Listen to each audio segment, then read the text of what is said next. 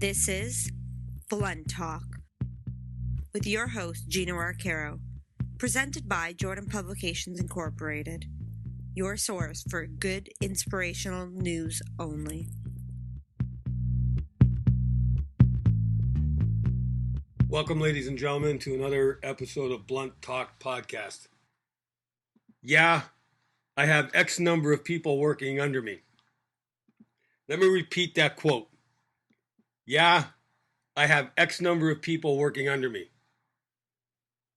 That statement is one of my top 10 most annoying statements I've ever heard in the workplace during my 44-year work career.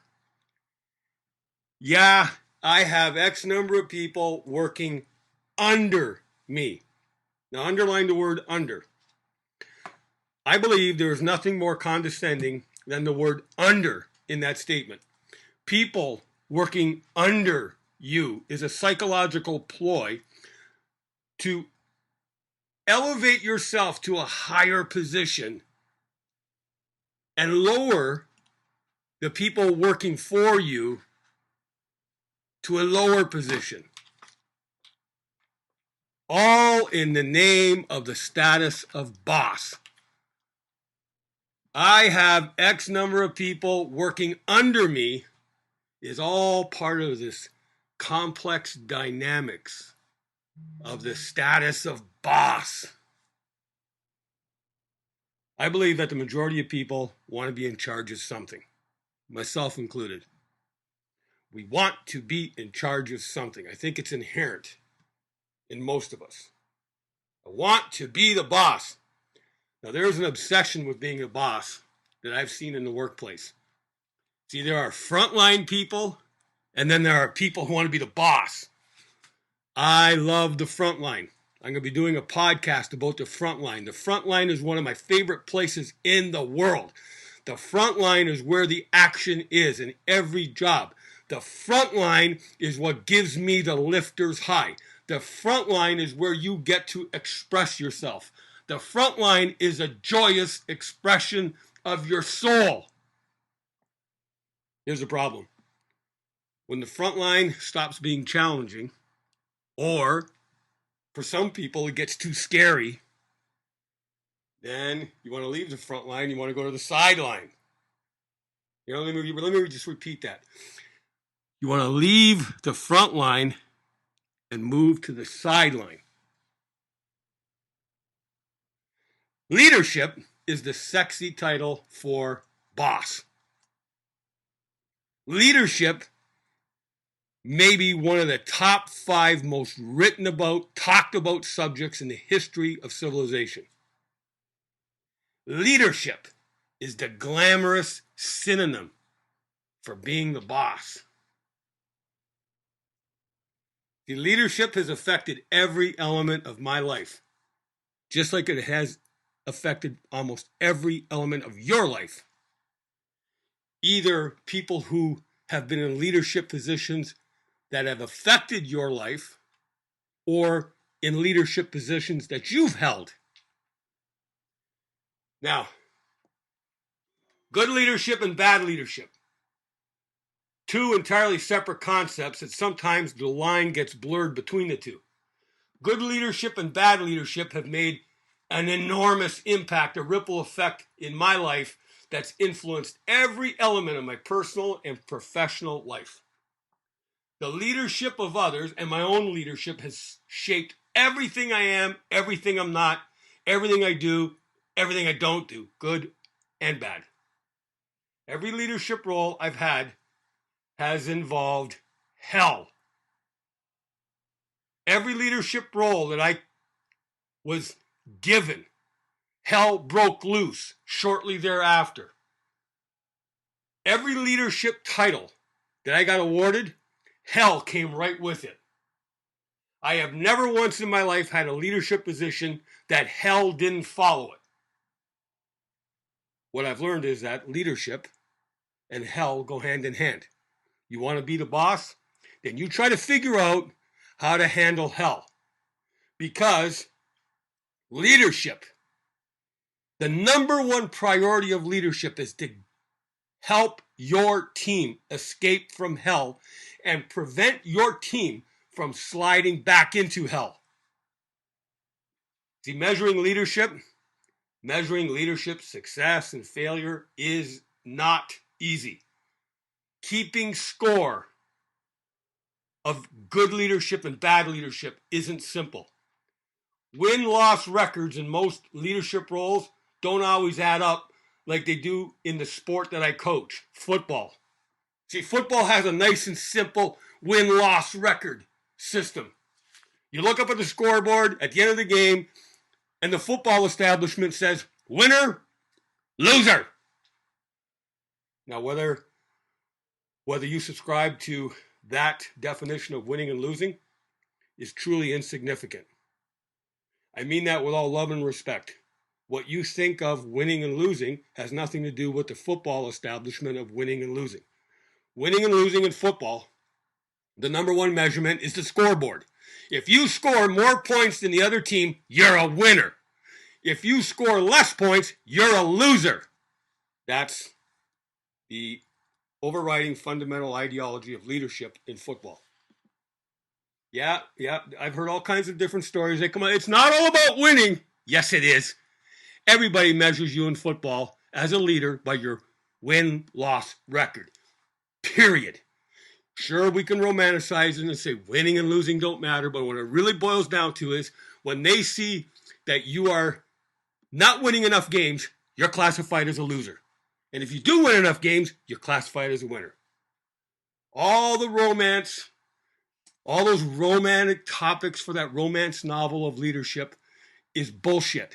In real life, you are categorized by your win-loss record. As I said, in football, it's easy. It's easy to measure. In real life, it's not as simple. A win-loss record doesn't always count. Dual meaning to that.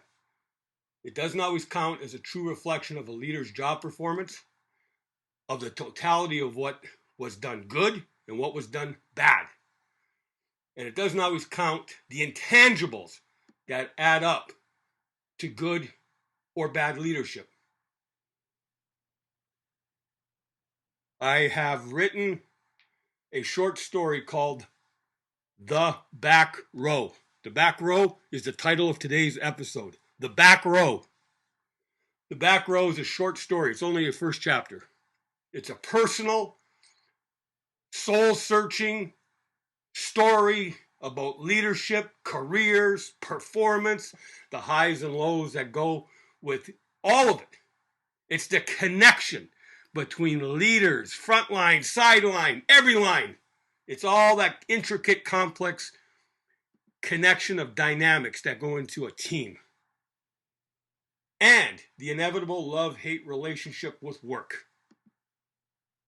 The love-hate relationships with work are inevitable. We all go through them. We all experience them. The Back Row is an excerpt. It's just a short story, and it's a complimentary download ebook. It's complimentary. It's a complimentary gift, because this is now the Christmas season. We're a couple of weeks away from Christmas at the time of this recording.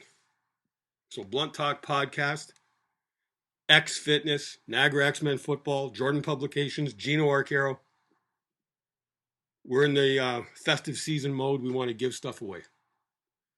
If you go to www.ginoarcaro.com, the title of the article is called Measuring Leadership, the real life won-loss record. Click onto that and you'll see a download for free to the opening chapter of a short story called The Back Row. It's not the whole story. It's just a short story. The Back Row has played a significant role in my life. I believe many of you will relate to it, and some of you will not. But it's my gift, X Fitness gift to you, Blunt Talk Podcast gift to you, Jordan Publications gift to you. I would love to hear your honest opinion of that excerpt. Good or bad, I've got thick skin. I have developed thick skin. I used to be a cop between 1975 and 1990. I've been called pig and all kinds of bad names. I am a football coach. I've been a football coach for 40 years. I've been called names that I cannot repeat. I love that too, by the way. Getting called names is part of my professional career. I've developed thick skin. Please send me your comments if you have time. I appreciate it. I know you're all busy. Tell me what you honestly think of the back row. All of this is part of my fight against apathy that I started a few podcast episodes ago. Hashtag fight apathy. I posted the podcast about my fight against apathy, where we declared war against apathy, and people have already used that hashtag. Hashtag fight apathy. Love it. I love it. Because apathy on your team is directly connected to leadership. Apathy on your team, apathy in your workplace, apathy in your life. It's all connected to leadership. Top 1,000 workout song of the week. Ecstasy of Gold. Now, I'm going to say Metallica, but let me explain. Ecstasy of Gold, the best version of it, is on the live Metallica album called S&M. Ecstasy of Gold is an instrumental. It was originally produced by Ennio Morricone. It was used in the movie, epic movie by the way, The Good, the Bad, and the Ugly. It was performed live by the San Francisco Symphony as the intro to S&M with Metallica. S&M is a masterpiece, ladies and gentlemen. It's a masterpiece.